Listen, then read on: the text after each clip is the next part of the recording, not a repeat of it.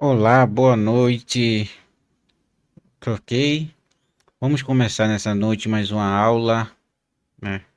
Nessa noite nós iremos estudar sobre a farsa do dilúvio, tá?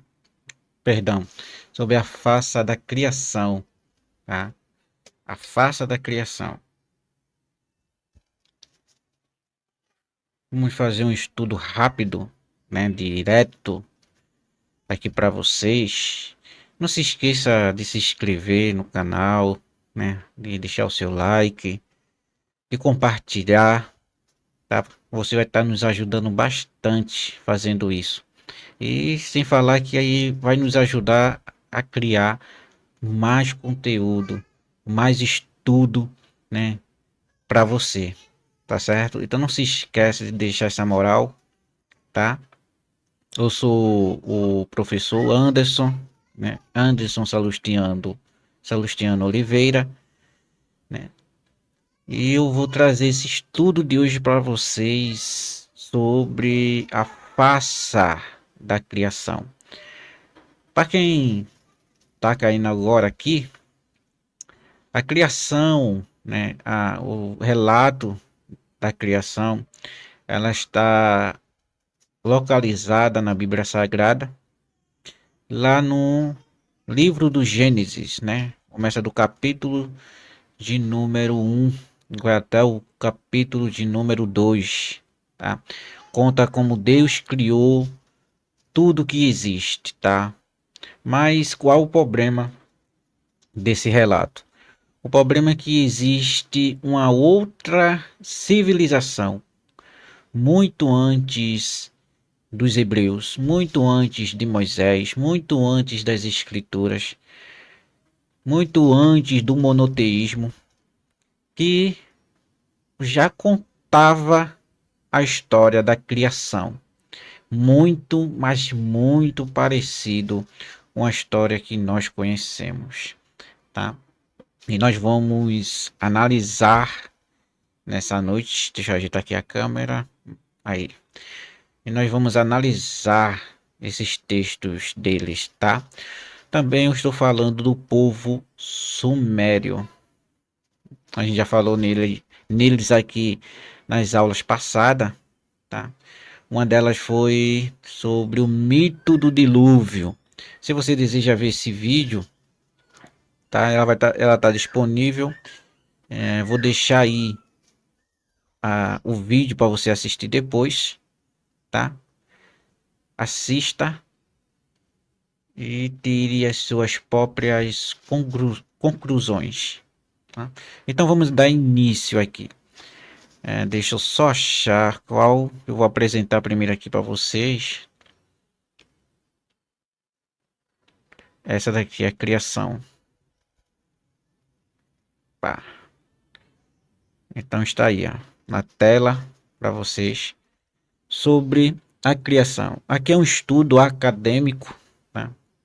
Grandes acadêmicos e fez esse estudo sobre a criação, tá? Então vamos ler.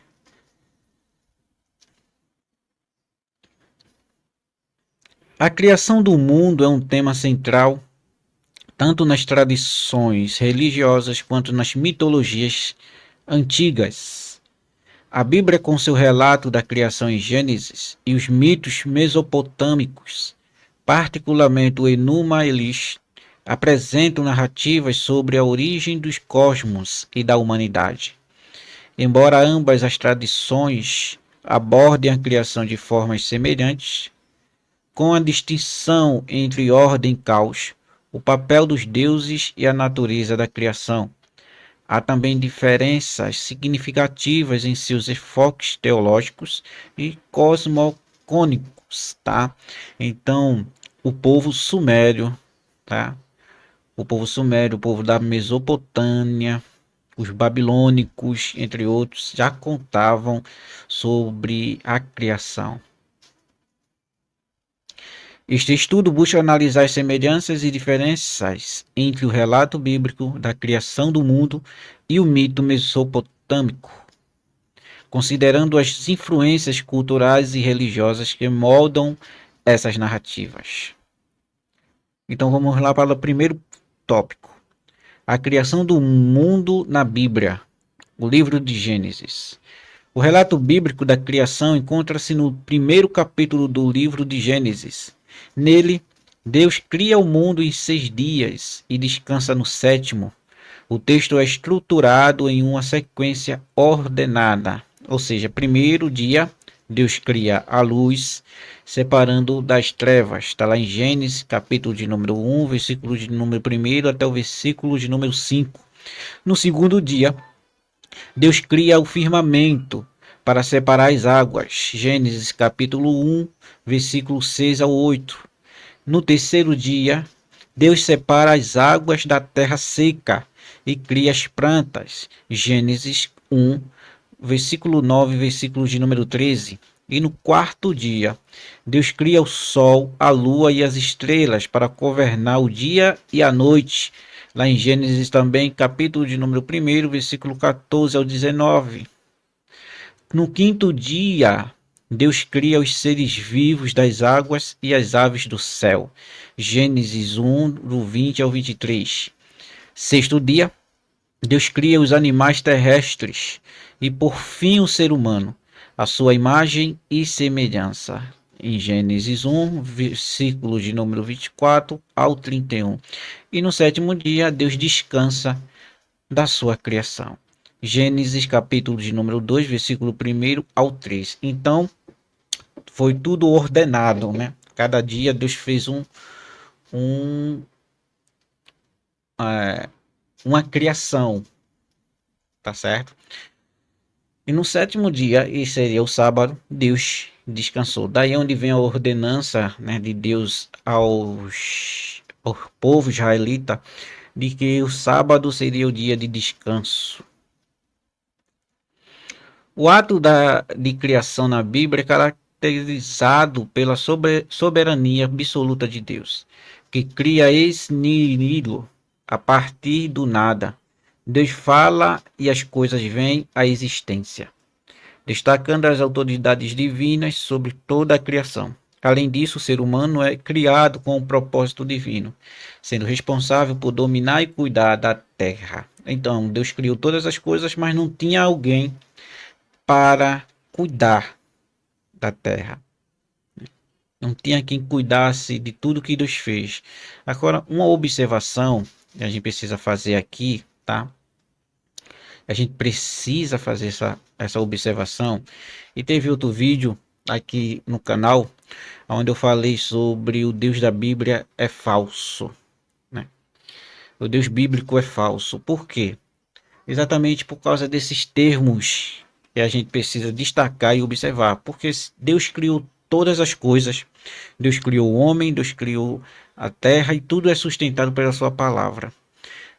Haveria necessidade de Deus ter criado alguém para cuidar daquilo que ele criou?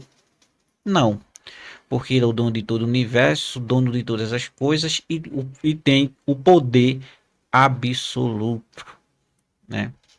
Aonde vem uma grande contradição, né, sobre a existência do Deus bíblico. Vamos lá. Vamos para o segundo tópico, né? E é aqui, ó. A criação do mundo na mitologia mesopotâmica, o Enuma Elish. Então a gente vai ver o que o Enuma Elish ela fala sobre a criação. Lembrando que isso aqui é um mito mesopotâmico. Os israelitas, né? Vamos dizer, os hebreus, eles tiveram acesso a essas mitologias. Eles cresceram lá dentro, seus filhos, seus bisnetos, ouvindo, escutando sobre o mito da criação. O Enuma Elish, uma das mais antigas e conhecidas epopeias mesopotâmicas, também descreve a criação do mundo e o estabelecimento da ordem cósmica. A narrativa é centrada nos deuses e na luta contra o caos primitivo, representado pelas águas primordiais.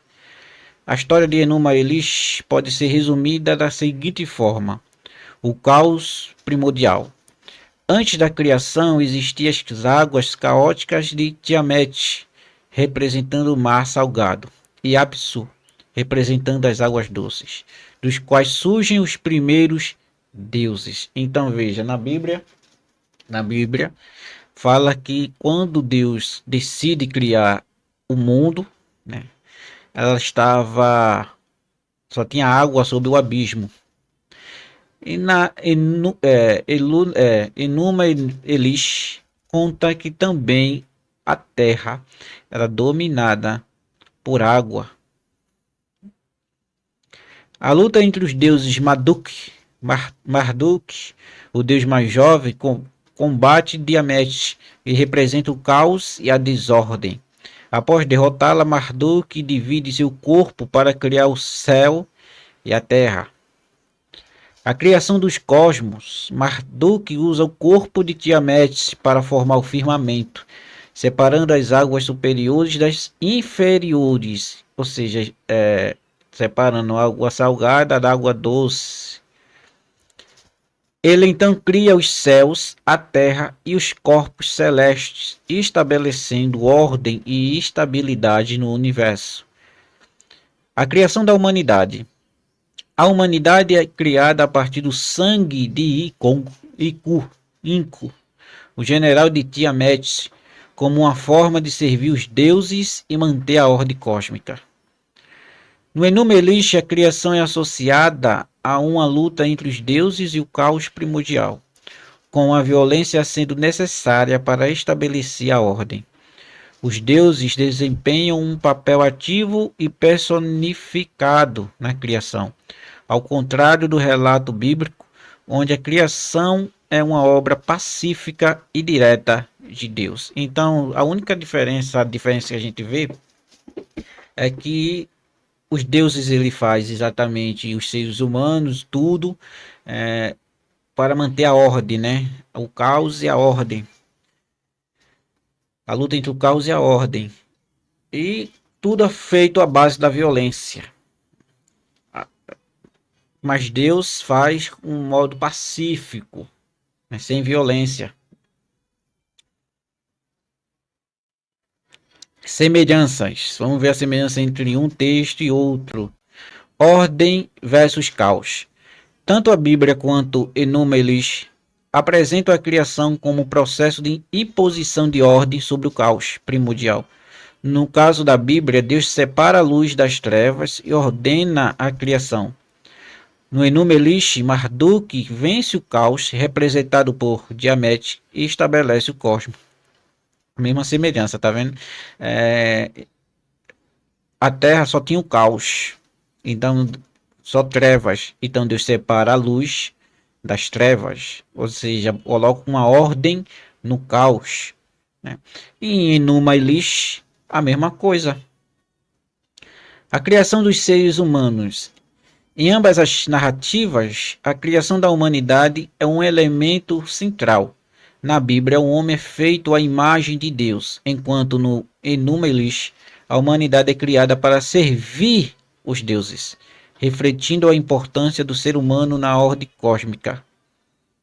Diferenças. Natureza da diferenças, deixa eu ver, não ficou salva a diferença, tá? Vamos ver aqui. Entendi, porque essa parte daqui da criação dos seres humanos é daqui, na diferenças. Natureza da criação.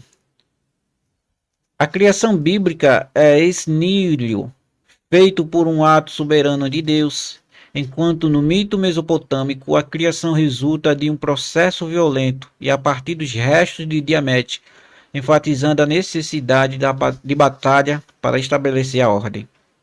Papel dos deuses. Na Bíblia, Deus é único e supremo, enquanto no Enuma-Elish a criação envolve vários deuses e a ordem cósmica depende de ação de Marduk, o deus principal. Tá? Isso aqui é um conto babilônico, tá? É um conto da Babilônia. Por quê? Os judeus tiveram acesso a esse mito, tá? Os babilônicos adoravam esse deus, o deus Marduk, tá? Então isso aqui é um conto babilônico, com certeza, sem medo de errar. Os hebreus tiveram acesso a esse conto. Lembrando que quando eles estavam lá, eles era conhecido como chavismo, né? Adorava ao deus Jafé. A gente já contou essa história lá num, num outro vídeo que foi postado sobre o Deus bíblico é falso. Depois você dá uma olhadinha lá que você vai entender. Tá? Motivação para a criação. Na Bíblia, a criação é um ato de benevolência divina, com a terra sendo dada ao ser humano para ser governada. No Enuma-Elish, a criação dos humanos é feita para servir os deuses, refletindo uma perspectiva de servidão. Conclusão. As narrativas da criação na Bíblia e no mito mesopotâmico compartilham algumas características, como a luta entre ordem e caos e a criação da humanidade. No entanto, elas se diferem significativamente na visão de Deus e dos deuses, na motivação para a criação e no processo pelo qual o cosmos é formado. Essas diferenças refletem as crenças teológicas e culturais de suas respectivas sociedades e oferecem uma visão interessante sobre como as antigas civilizações explicavam a origem do mundo e a natureza da humanidade. Então sempre teve, tá? Os índios também têm suas histórias de como a Terra foi criada, como tudo foi criado. Os maias, né? Os maias, os sumérios, todos têm a sua narrativa, assim como uma vida após a morte. As narrativas de criação, tanto bíblicas quanto mesopotâmicas, não são apenas histórias cosmológicas, mas também expressões de valores religiosos e sociais fundamentais, que continuam a influenciar as tradições culturais e espirituais até os dias de hoje, tá? Então a gente viu aí um pouco sobre a criação, entendemos um pouquinho de um e um pouquinho de outro, tá? Agora eu vou ler para vocês, junto com vocês, a história de Enuma-Elish. Aqui a gente leu por parte, né? Por parte. Mas agora a gente vai ver a história por completo, saber realmente como é a história de Enuma-Elish, tá? Vamos lá.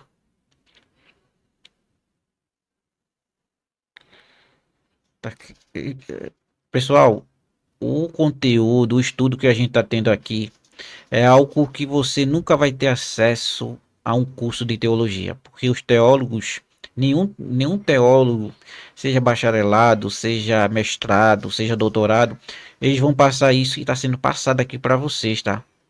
Nunca vai ser passado, porque isso daqui é material que você só consegue ter indo buscar em fontes, vamos dizer, fontes separadas, né, da teologia.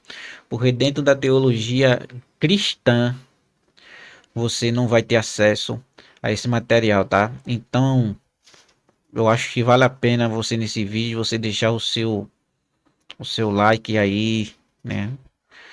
Compartilhar, se inscrever, para ter mais acesso a esses conteúdos. Então vamos lá.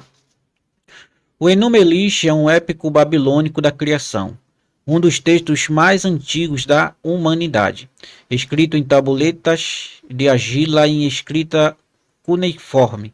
Ele remota ao segundo milênio antes de Cristo e celebra a origem dos cosmos e a ascensão do deus Marduk como chefe do panteão. O título Enuma-Elish vem das primeiras palavras do texto, que significam quando lá em cima. A seguir, apresento a história em detalhes. Aqui está um detalhe das taubas, tá? Onde está a história de Enuma-Elish. O princípio do caos. No princípio não existia nada além de dois deuses primordiais. Apsu, o deus das águas doces. Tá aqui a foto dele, tá? A foto do deus Apsu. Diamete, a deusa das águas salgadas. Diamete é essa daqui, ó. Porque é a primeira imagem. A primeira imagem do meu lado. Cara de lá não é ele, é aquele, se eu não me engano, aquele é Marduk. Essas águas se misturaram e criaram os primeiros deuses. Porém, as gerações mais jovens de deuses eram barulhentas, perturbando o descanso de Apsu e Diamete. Apsu, irritado, planejou destruí-los para restaurar a paz, mas os deuses mais jovens descobriram seus planos. O assassinato de Apsu. Os deuses, liderados por Ea, também conhecido como Enki, agiram primeiro. Ea usou magia para colocar Apsu em sono profundo e depois o matou. Ele então tomou o controle do domínio de Apsu e construiu sua morada sobre suas águas. Isso despertou a ira de Diamete, né? Eu chamo de Diamete, mas pode ser Diamante, que começou a planejar a vingança, a revolta de Diamante. Vamos chamar de Diamante, né? Acho que fica mais audível. Diamante criou um exército de monstros horrendos para destruir os deuses jovens. Ela escolheu Kinko, um dos seus aliados, como comandante de suas forças, entregando-lhe as tábuas do destino e concediam a poder supremo. Os deuses ficaram aterrorizados com o poder de Diamante e buscaram alguém para enfrentá-la. A ascensão de Marduk. Marduk, filho de Ea, se apresentou como campeão dos deuses. Ele propôs derrotar Diamante em troca de ser reconhecido como líder supremo do panteão. Os deuses aceitaram e concederam a ele armas poderosas em seu apoio. Tá aqui, tá? A imagem de Marduk. A batalha épica. Marduk enfrentou Diamante em um combate titânico. Ele usou sua rede mágica para capturá-la, um arco para perfurá-la e um vento poderoso para abrir sua boca e lançar uma flecha que atravessou seu corpo, matando-a. Após derrotar Diamante, Marduk matou Kinko e recuperou as tábuas do destino. A criação do mundo. Com o corpo de Diamante, Marduk criou o mundo. Sua metade superior se tornou o céu. Sua metade inferior tornou-se a terra. Ele estabeleceu a ordem nos cosmos, fixou as estrelas no céu, criou os rios Tigre e Eufrates, e partiu dos olhos de Diamante e formou as montanhas do seu corpo. Presta atenção aqui, tá? Nessa parte da criação do mundo. Você vê, e lá na Bíblia, vamos ver aqui, deixa eu pegar só meu celular aqui, para eu mostrar a vocês. Vou abrir aqui na Bíblia. Se você tiver uma Bíblia aí também, você abre. Vamos abrir lá no livro de Gênesis.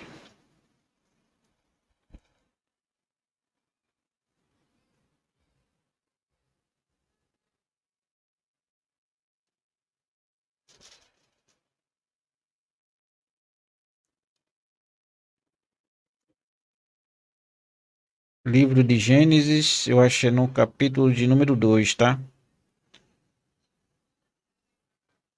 Deixa eu ver se é capítulo de número 2.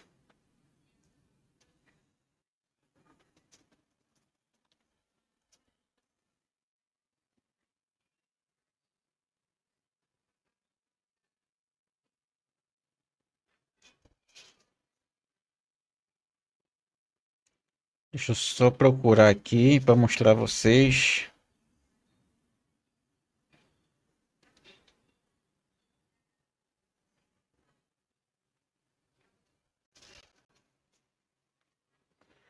Hum, tá aqui, ó.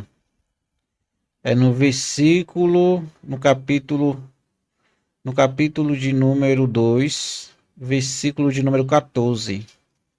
Olha, diz aqui, ó, versículo de número 14. O terceiro rio é o rio Tigre, que passa a leste da Síria, e o quarto rio é o Eufrates. Então, quando Deus termina de criar, né, o jardim do Éden, vai fazendo os rios se dividiam, né, os quatro rios. Um deles se chamou Rio Tigre e o outro Rio Eufrates. E a Bíblia vai falar muito desse rio. Por que eu quis abrir aqui para mostrar a vocês? Porque se a gente ver aqui, ó, onde a gente estava lendo, lá embaixo no último tópico, a gente vai ver exatamente falando desses dois rios. Ó, ele estabeleceu a ordem nos cosmos, fixou as estrelas no céu, criou os rios Tigre e Eufrates a partir dos olhos de Tiamat e formou as montanhas de seu corpo. Tá vendo? Então me diga se os hebreus tiveram ou não tiveram acesso a esse mito, né? A criação da humanidade. Marduk decidiu criar a humanidade para servir aos deuses e cuidar do mundo. Para isso, ele usou sangue de Kingo misturado com barro, moldando os primeiros humanos. Então, olha, outra coisa semelhança. Marduk, no mito do Enuma Elish, ele cria a humanidade através do barro. Em Gênesis, Deus cria o homem através do pó da terra. Muito semelhante, né? Consagração de Marduk. Os deuses, reconhecendo o poder e a sabedoria de Marduk, o coroaram como líder supremo. Eles construíram um templo grandioso em sua honra, o Esagila, em Babilônia, que se tornou centro de culto. O Enuma Elish não apenas celebra a criação do mundo, mas também legitima a supremacia da Babilônia e seu deus Marduk, refletindo a centralização política e religiosa da época. Ele combina temas de cosmogonia, guerra divina e organização cósmica, sendo uma das bases para compreender a mitologia e a religião mesopotâmica. Então, eu sei que muitos vão surgir aqui no vídeo comentando, falando de que não tem semelhança nenhuma, não tem nada de parecido, não tem essa coisa. Ao contrário, os babilônicos se plagiaram a Bíblia, mas só que tem uma coisa muito diferente aí, tá? É que eu vou trazer isso aqui em uma das provas de que muito dessas histórias elas são mais antigas do que os escritos bíblicos. Por exemplo, o livro do Gênesis não foi escrito antes da Babilônia, foi depois do exílio babilônico, tá? Vamos para umas provas de plágio, tá? De que a Bíblia plagiou muita coisa. Vamos lá. Tá aqui. Vamos lá. Opa. O debate sobre a possível influência de narrativas mais antigas nos contos bíblicos é um campo explorado por acadêmicos da história, arqueologia e estudos religiosos. Alguns estudiosos sugerem que certos textos bíblicos podem ter sido influenciados por mitos e tradições de culturas vizinhas.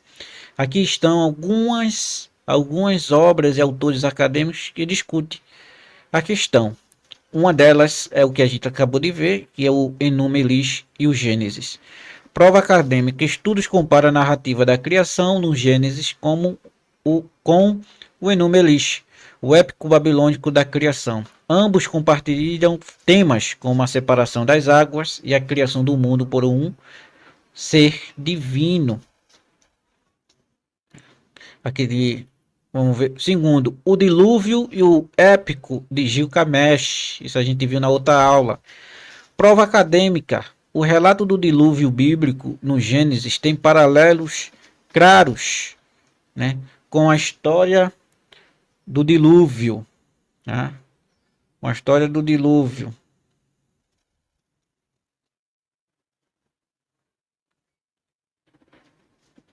Com a história do dilúvio. A história do dilúvio narrada no épico de Gilgamesh, na Tauba 11.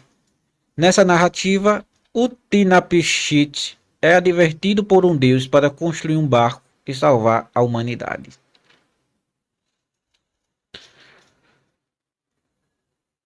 Terceiro, leis e código Hammurabi. Prova acadêmica: as leis mosaicas, como as apresentadas no Êxodo, Levítico e Deuteronômio, apresentam semelhanças com o Código de Hammurabi, como as punições proporcionais, olho por olho. Eu vou trazer um estudo aqui, né, no canal sobre o Código de Hammurabi, tá? Vou trazer esse estudo para vocês. O quarto, rituais e cultos. Estudos indicam que práticas religiosas e rituais descritos no Antigo Testamento podem ter sido influenciados por cultos cananeus, como o uso de altares e sacrifícios. Uma prova dessa é que quando Abraão chega na terra de Canaã, que vê que ela já está habitada, ele vai falar com Deus, tudo Deus, ele constrói um altar. Ele constrói um altar, ele constrói, faz sacrifício ali, né? É um costume cananita.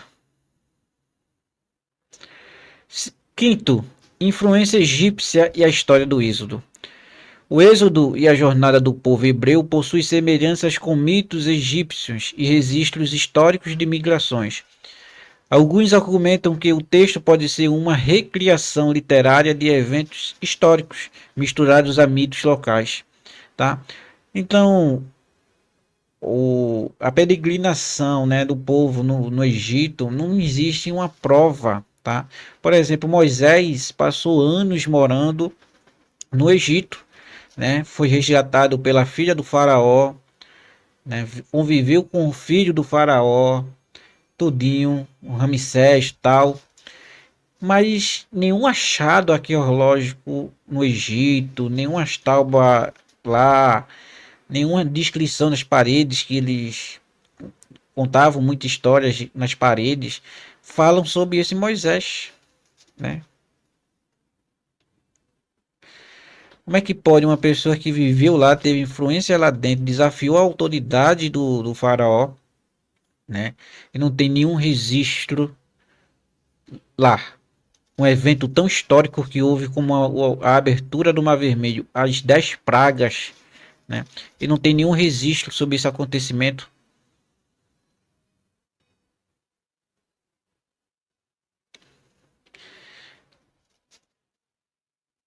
Argumento-chave: tradição oral e escrita. Muitos textos bíblicos foram compilados séculos após os eventos que descrevem. Isso aplica que tradições orais e histórias culturais poderiam ter se misturado. Então veja aqui, ó. Isso aqui eu estou mostrando a vocês. Isso aqui é um estudo acadêmico, estudado nas grandes universidades por grandes estudiosos da Bíblia, de outros livros religiosos. Estão dizendo aqui que muitos eventos contados só foram escritos Depois, intercâmbio cultural. Israel estava em contato com grandes civilizações como Mesopotâmia, Egito, Canaã, o que facilitava a troca de ideias e mitologias. Então, o que acontece? O povo hebreu, os hebreus, o povo de Israel, usou histórias mesopotâmicas, Egito, Cananita, para assim construir a história deles. Reinterpretação e adaptação. Narrativas podem ter sido adaptadas para refletir perspectivas teológicas e culturais únicas de Israel. É o que acontecia, tá? Eles era normal contarem histórias e mais histórias para ir se passando, né, de geração em geração. Você vai ver muito isso na Bíblia, né? O próprio Deus bíblico, ele diz que a história da saída do povo do Egito deveria ser contado de geração em geração, para que o povo soubesse quem ele era, né? Então era costume do povo de repassar, de ficar passando de geração em geração histórias, para que essas histórias não se perdessem, chamado de mensagens orais, né? Então, o que a gente pode aprender com isso hoje? A, a criação da, do mundo é uma farsa, tá? Como a gente pode afirmar isso? Da seguinte maneira, veja bem. Diz que Deus criou o homem do pó, tá? Deus criou o homem do pó da terra. Uma história que já vinha de inúmeros, tá? Deus criou o homem do pó. Aí cria a mulher da costela de Adão, tá? Da costela de Adão, uma serpente falante. Aí vem uma serpente e fala, tem pés, né? Só depois que ela vai começar a se rastejar, depois do pecado da queda do homem. Fala com a mulher, né? E Deus castiga eles. Aí é um negócio da gente parar e pensar e ver que loucura, né? Como a gente pode acreditar uma história dessa? Né? Uma narrativa que não faz nenhum sentido. Tá? Então podemos dizer sim que a história da criação do mundo é uma farsa. Não estou dizendo que a história de Darwin seja verdadeira e a gente veio das bactérias, dos micróbios, ou seja lá o que for, né, da evolução. Não, o que eu estou dizendo é que é uma história mais, vamos colocar, mais absurda do que a outra, entendeu? Eu estou contando isso aqui a vocês e falando isso a vocês parar e pensar, tá? A gente não pode ler textos e achar que tudo que a gente está lendo é a verdade, é aquilo dali. A gente precisa buscar fontes, tá? Buscar mais conhecimento, ir atrás para saber se realmente foi daquela maneira ou se não foi. Eu só descobri as coisas que hoje eu sei porque eu fui atrás do conhecimento, tá? Eu sei que muitos vão me criticar, vão falar, não sei o que, né? Sempre surge pessoas assim, mas eu não tô nem aí. Quando eu decidi abrir esse canal e falar o que eu falo, estou aqui falando para você, eu já sabia ia sofrer tipo um tipo de comentários, né? Mas eu não ligo. Estou aqui para passar o conhecimento para você, né? Eu não estou pedindo que você acredite em mim, mas eu quero que através desse vídeo, através do que foi ensinado, você vá atrás de saber se realmente é isso, se realmente não é, ou é a verdadeira história, tá? Então corra atrás do conhecimento, tá certo? Essa foi a lição de hoje. Amanhã nós estaremos aqui trazendo um novo estudo para você, tá? Eu espero você aqui. O se inscreva, ative o sininho para quando um novo vídeo for postado, você ficar por dentro, tá? Então, deixe aquele like, nos ajude, tá? Compartilhe com mais pessoas, para que mais pessoas se inscrevam e chegue no conhecimento que você hoje está chegando, tá? E tenha uma boa noite e até amanhã.